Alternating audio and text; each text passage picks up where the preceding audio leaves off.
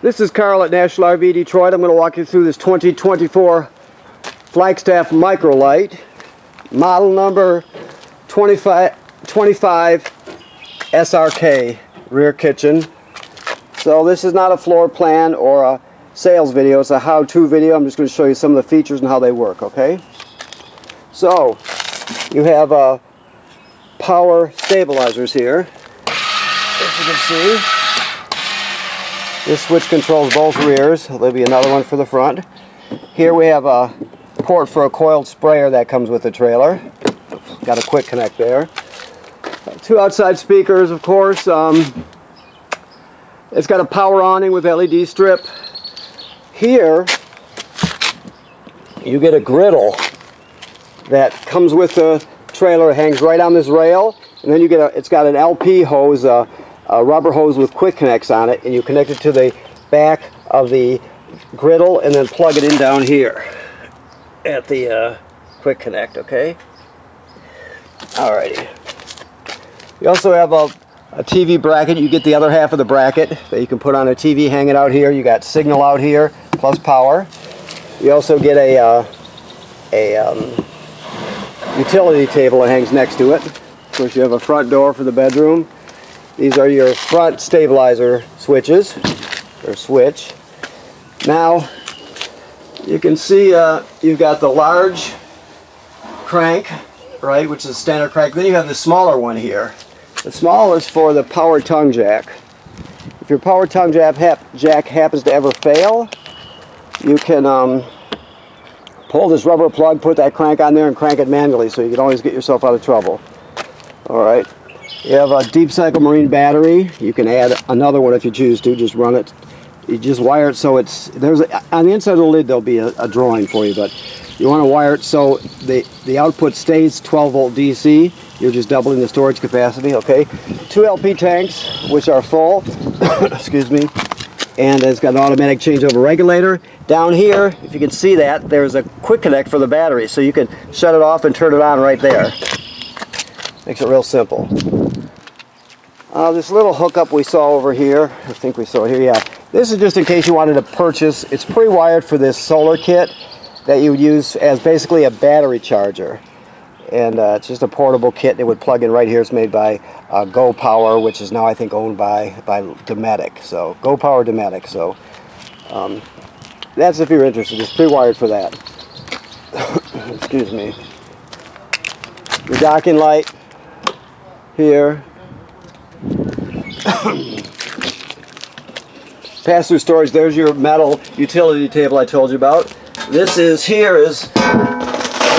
all your extra stuff, which I should have kind of opened it up in the trailer, but we'll go over that with you. Let me get it inside. Excuse me. I'll just set it in here and then we'll keep on going. We'll pick up on it when we get inside. Okay. All right.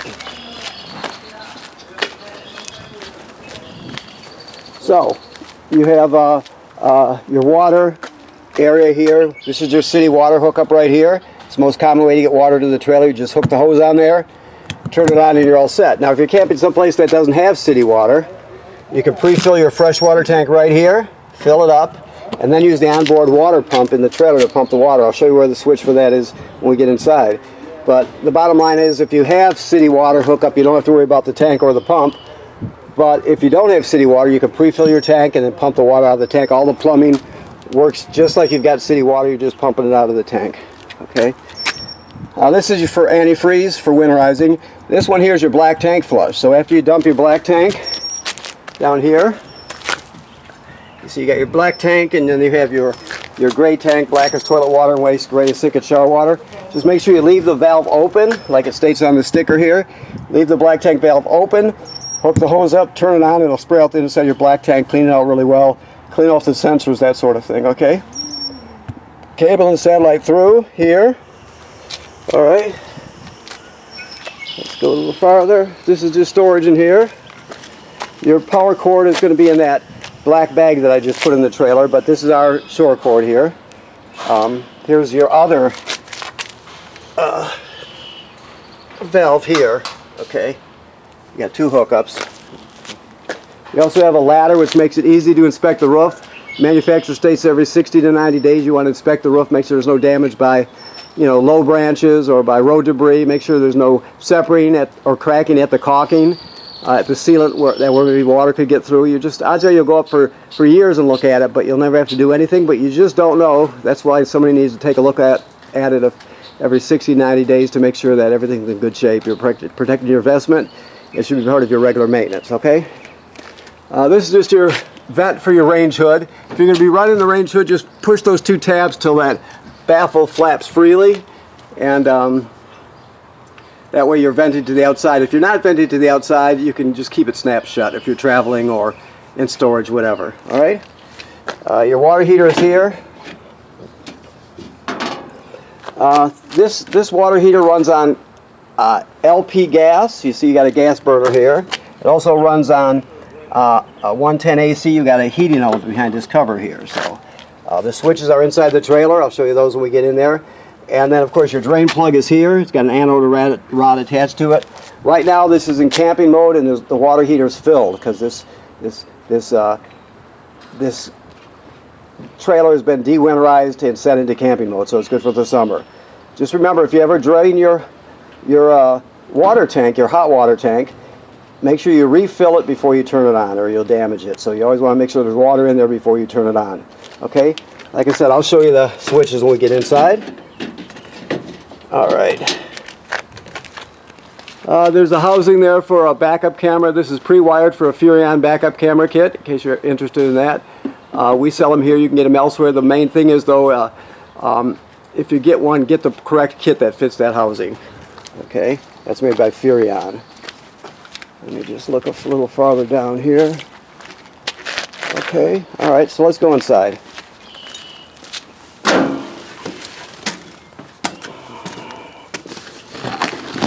Okay. We'll take this to the bedroom and throw it on the bed, I would think.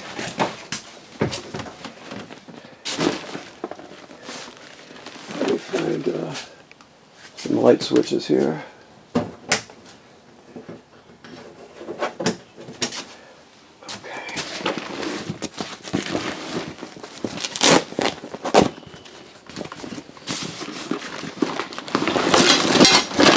Okay, so we'll go over this real quick here. This is a water filter, an inline water filter. This is your sprayer that we talked about, your coiled sprayer with the quick connect. You get a spatula. This is a towel bar if you want to install it. You also get the bases for a towel bar if you want to install it, and also a toilet paper holder if you want to install that. Most people will use the portable type because it's hard to hit. This has 1-inch square aluminum studs in the wall. They're hard to hit one that's in the place that you want to hang it, for example. So you want to make sure that you hit a stud, or else it'll just get pulled off the wall eventually, especially if you got kids or grandkids around. Some people mount it, they get short screws, and they'll mount the toilet paper holder here in the back of it, but just make sure you get shorter screws. So keep that in mind. This goes with your this is your griddle down here. That goes with, that's the quick connect hose. This is your shore cord right here. These these 2 jumpers are in case you want to add a second battery to your trailer. Because this has a power inverter on it, it's good to have a second battery so you can take full advantage of the inverter. We'll talk about inversion in a minute. Inversion is the opposite of conversion. Inversion is starting with 12 volt DC and inverting it to 110 AC. This also converts. Convert is going from 110 AC to 12 volt DC. So we'll talk a little bit more about that, okay? All right, this is an extra collar for your dump hose. In case you run over the other one, it gets broke, you always got something to get you out of an emergency or out of trouble in an emergency. That's your TV bracket we talked about. Okay, so while we're here, you have a powered vent in here, which is great. And this is a 4-speed vent, so it really, you can turn it on low and you can barely hear it, or you can get it really cranking. So it really does the job when you don't want to, it's not really warm enough to run the air conditioning. This will take the warm air right out. So you have that one. Plus you got another of the exact same model here. They've got covers on them so you can open them up. in the rain, whatever, and just still use them. So if you ever have a bunch of people over and it's the time of year where you have issues with condensation, I mean, let's say you're just crammed with people and you're having a good time, it's getting dark. If you have an issue with it, which generally you won't, but in the perfect storm, in the perfect conditions you might, you can just turn these vent fans on low. It'll pull it right out. You'll have no issues with it. So, okay, alrighty. So while we're in the bathroom here, GFCI, all the plugs in the trailer are wired through a GFCI, through this GFCI, so keep that in mind. Even the one on the outside, if you're using something that pops it, you're going to reset it in here. The toilet is a ceramic toilet. It sits right over a gray tank like a black tank like they do. This is the flush pedal. So the bottom line is when you get to the campground, you hook up your power and your water, and then you'll come in here, you'll put a dose of chemical right in the bowl, and then you'll stand on the pedal and hold it down long enough to put at least a gallon of water in the tank below, along with the chemical, and then you're all set. The thing is, if you can't use it dry, if you use it dry without chemical water, it'll get clogged up, number one, and it'll also it'll smell terrible. So you always want the water and chemical in it. Okay. So this is an eco feature here. So it's called a shower miser. So this is a recirculator. Generally speaking, when you're heating up your hot water to take a shower, perfectly good, clean, cold water goes right down the drain into your storage. So you lose good water. And in some drought areas, it's not allowed. It's just not a good practice. So you're wasting perfectly good water, and then you're wasting storage in your gray tank. If you use this, you put it in this position here where you see the recycle thing. Basically, while the water's warming up, it just sends it around in a loop. From here, back to the water pump, through the water heater, here, back around. Just keeps going around and around and around. No water comes out of the shower at all. When it heats up, this will turn a beigeish color. You'll see it plain as day. Once that happens, you put it in this position, which is normal shower position, and it'll come out hot water. So you'll get hot water without wasting any while you're heating it up. It's called a shower miser, okay? Okay. These are just some add-on tables. They're like snack tables, so to speak. And of course you have your recliners here.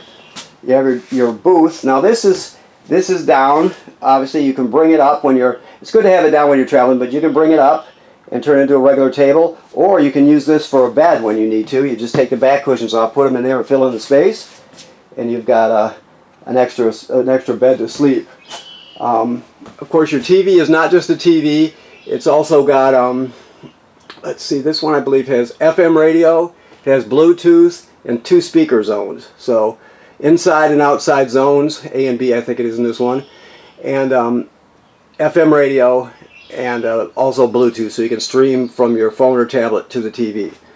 Okay, let's see what else we have here. Some more stuff here. Let me open this up. I'll have to set this down.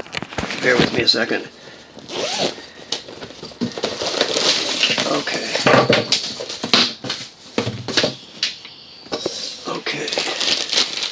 So let me pick it back up here. This is your tire monitor. Inside each one of your wheels, attached to the wheel inside the tire, directly across from the valve stem, is a monitor. Is a device that sends a signal to this right here and tells you the temperature of the hub, tells you the tire pressure. You'll put this piece in your tow vehicle, and you can keep an idea on the temperature of your hubs and the air in your tires. So that's what that is. This is in case you want to hook up an outside TV. It's just another coax. You have your remotes. They give you a touch-up kit here with putty, a crayon, and sticks in case you want to touch up any nicks or any problems you have. It covers all the different colors in the trailer. Okay. This, I believe, goes in your smoke alarm. I'll make sure it's in there before we give you the trailer. Okay, let me look around a little bit more here. Okay, so this here is something you'd be interested in probably. It's something you can order. It basically tells us this is pre-wired for a digital signal booster for public Wi-Fi. I know it says 5G on here, and there is a plan, I'm sure, where you can pay a monthly fee and have 5G with it. Most people seem to use the free Wi-Fi plan. Basically, it's got the kit would include consists of a router box that fits right here, and then it would also have an antenna on the roof, so you can just get a much better public Wi-Fi signal. So all your family would have their devices, and you put in a password for this, so it logs on automatically, and then whoever in charge of it basically would go in his browser to the correct address to see everything this device sees, and then you'd pick out like the public campground and log onto it. So you're just getting a much better public Wi-Fi signal. So that's what that is. If you're interested, it's pre-wired. When it comes to your thermostat, it's very simple. You just push it till you get what you want. Mode, off, cool, heat. Right, we'll go back to off. Fan off.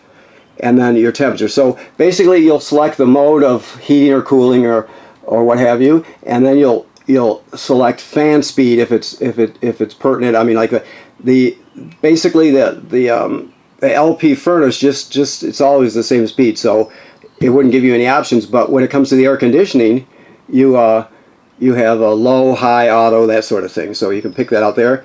Then the third, if you lock that into place, the third one will be the temperature you want to set. So it's very simple. Really simple.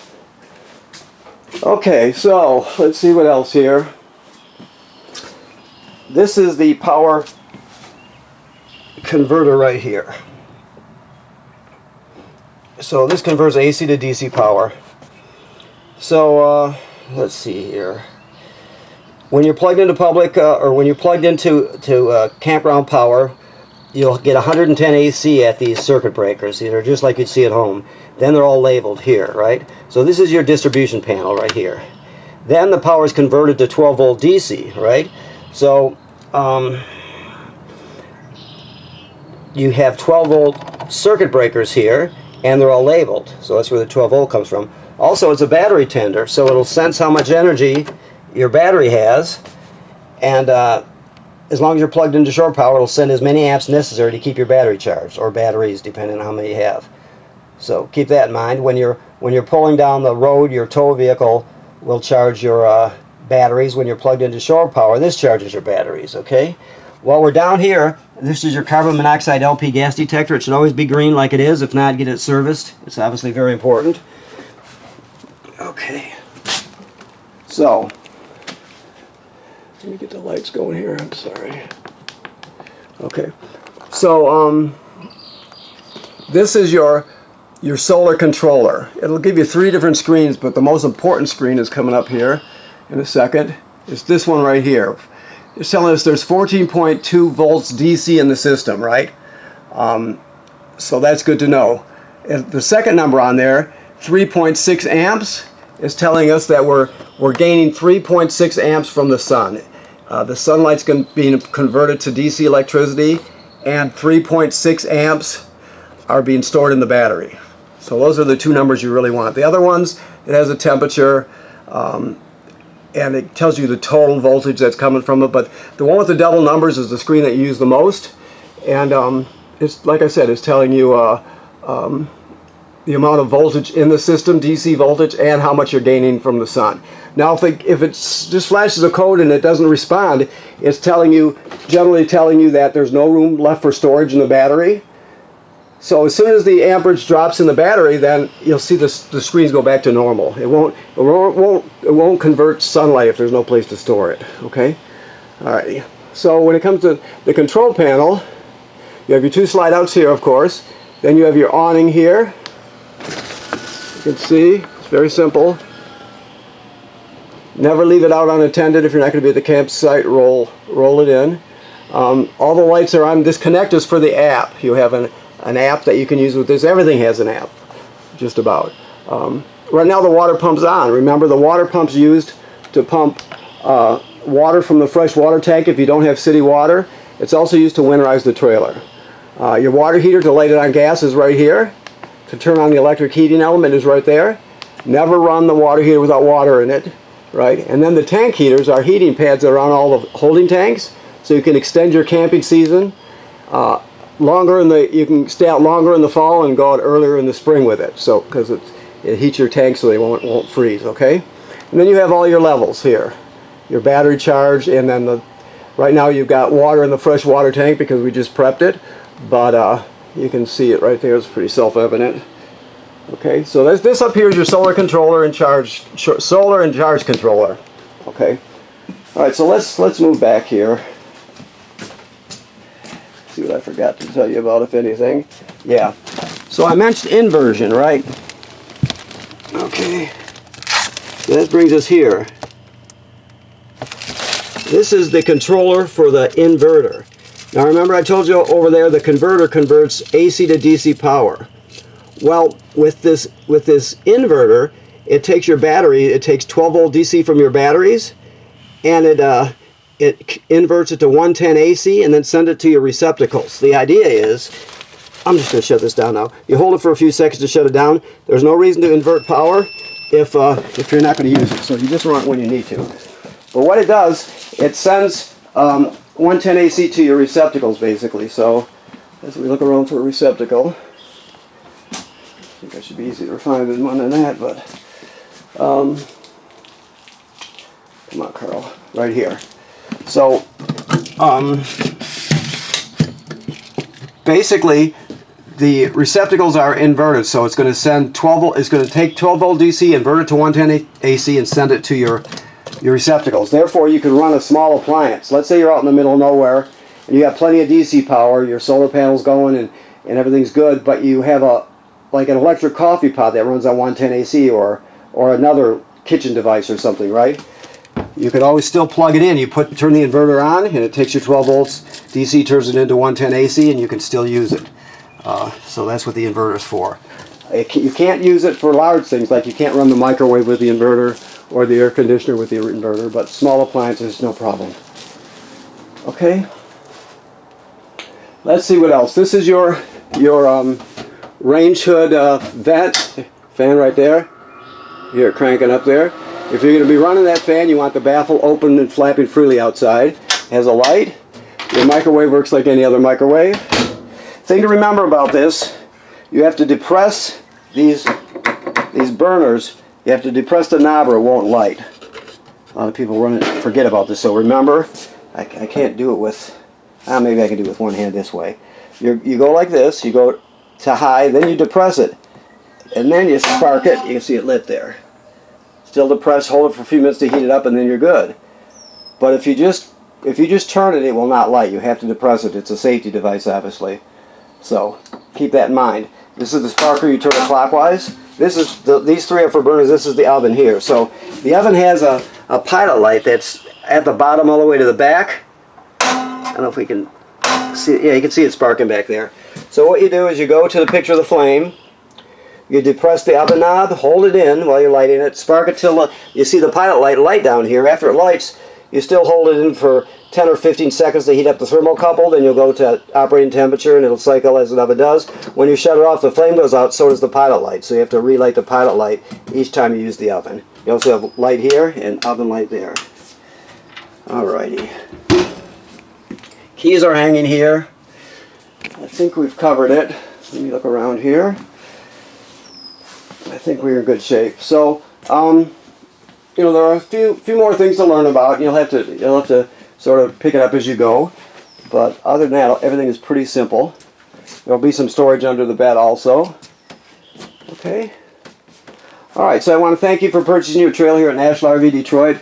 Please remember what I said about inspecting the roof, 60 to 90 days.